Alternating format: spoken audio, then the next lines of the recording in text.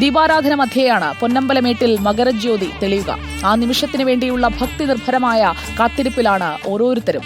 ശബരിമലയിലേക്ക് എത്തി നേരിട്ട് കാണാൻ കഴിയാത്ത ആളുകൾക്കായി പൂർണ്ണമായും മകരവിളക്ക് തെളിയുന്ന വേളയിൽ അത് പ്രേക്ഷകരിലേക്ക് എത്തിക്കുമെന്നുള്ളതാണ് റിപ്പോർട്ടർ നൽകുന്ന ഉറപ്പ്. നമുക്ക് സന്നിധാനത്ത് നിന്ന് പ്രവീൺ പുരുഷോത്തമനും അർജുൻ മട്ടന്നൂരും, പമ്പയിൽ നിന്ന് റിനു ശ്രീധറും, നിലയ്ക്കലിൽ നിന്ന് എം രാഗേഷും, പുല്ലുമേട്ടിൽ നിന്ന് സന്ദീപ് രാജാക്കാടും ഒപ്പം VS രഞ്ജിത്തും തത്സമയ വിവരങ്ങളുമായി നമ്മളോടൊപ്പം ചേരുകയാണ്. ഇന്ന് മകരവിളക്ക് തെളിയുന്നതുവരെ നമ്മുടെ ഈ വാർത്താ സംഘം പൂർണ്ണമായും നമുക്കൊപ്പം ഉണ്ടാകും.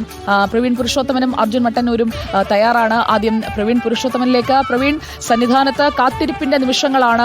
മകരജ്യോതി ദർശനം അത് മാത്രമാണ് എല്ലാവരുടെയും മനസ്സിലുള്ള ആഗ്രഹം. അതിനായി കാത്തിരിക്കുകയാണ്. വൈകിട്ട് നട തുറക്കുന്നത് മുതൽ ഭക്തരുടെ തിരക്ക് കൃത്യമായി ക്രമീകരിക്കുന്നതിനുള്ള എല്ലാ സംവിധാനങ്ങളും അവിടെ ഒരുങ്ങിക്കഴിഞ്ഞില്ലേ?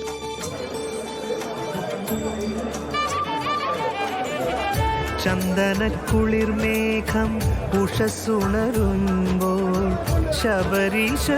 സുജിയ, ഇപ്പോൾ തിരുവാഭരണ ഘോഷയാത്ര അപ്പാച്ചിമേട് കഴിഞ്ഞു. ഇനിയൊരു 30-35 മിനിറ്റ് കൊണ്ട് ശരംകുത്തിയിലേക്ക് ഈ തിരുവാഭരണ ഘോഷയാത്ര എത്തും. അതിനുശേഷം ആചാരപൂർവ്വമായിട്ടുള്ള സ്വീകരണ ചടങ്ങുകൾ ഉണ്ട്. ഇപ്പോൾ സന്നിധാനത്ത്, ഞാനിപ്പോൾ നിൽക്കുന്നത് സന്നിധാനത്താണ്.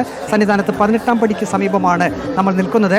ആ 18-ാം പടി അല്പസമയം മുമ്പ് അത് പൂർണ്ണമായും വൃത്തിയാക്കി കഴിഞ്ഞു. അല്പസമയം മുമ്പ് പൂക്കളൊക്കെ അലങ്കരിച്ച് പൂമാലയൊക്കെ തയ്യാറാക്കി ഈ 18-ാം പടി വഴി മുകളിലേക്ക് കയറ്റിയിട്ടുണ്ട്. അത് തിരുവാഭരണ ഘോഷയാത്ര വരുമ്പോൾ ഈ പൂമാലകളൊക്കെ എടുത്തായിരിക്കും അവിടെ സ്വീകരണ ചടങ്ങ് നടത്തുക. ഇപ്പോൾ ഭക്തർക്ക് ഏതായാലും ഈ 18-ാം പടി ചവിട്ടി മുകളിലേക്ക് പ്രവേശനമില്ല. ഇനിയിപ്പോൾ തിരുവാഭരണ ഘോഷയാത്ര അപ്പാച്ചിമേട് ഇപ്പോൾ കഴിഞ്ഞിരിക്കുന്നു. ശരംകുത്തിയൊക്കെ കഴിയുമ്പോൾ മാത്രമേ പമ്പയിൽ നിന്നും സന്നിധാനത്തേക്ക് ഇനി അയ്യപ്പ ഭക്തരെ കയറ്റിവിടൂ. ഇപ്പോൾ നമുക്ക് കാണാം, ആഴി കത്തുന്നത് കാണാം. ഇവിടെ പോലീസ് ഉദ്യോഗസ്ഥരും ഉൾപ്പെടെ എല്ലാവരും ആകാംക്ഷയിലാണ്. വൈകിട്ട് പൊന്നമ്പലമേട്ടിൽ മകരജ്യോതി തെളിയുന്നതും കാത്ത് ഇരിക്കുകയാണ്. ഇപ്പോൾ ആഴി കത്തുന്ന ദൃശ്യങ്ങൾ കൂടി നമുക്ക് കാണാൻ സാധിക്കും.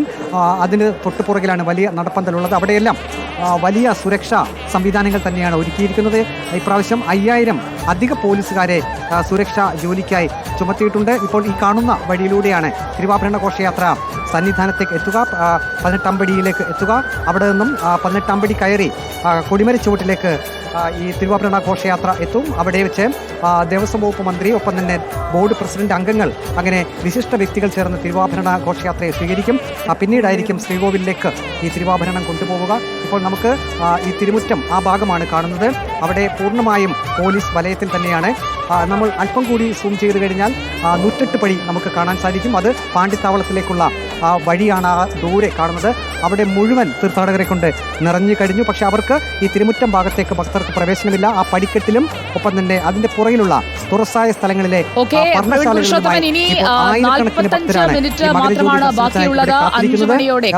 മണിയോടെ വൈകിട്ട് നട തുറക്കും. മഹാദീപാരാധനയ്ക്കായി നട തുറക്കുന്നതും കാത്ത് ഭക്തരെല്ലാം തടിച്ചുകൂടി നിൽക്കുകയാണ്.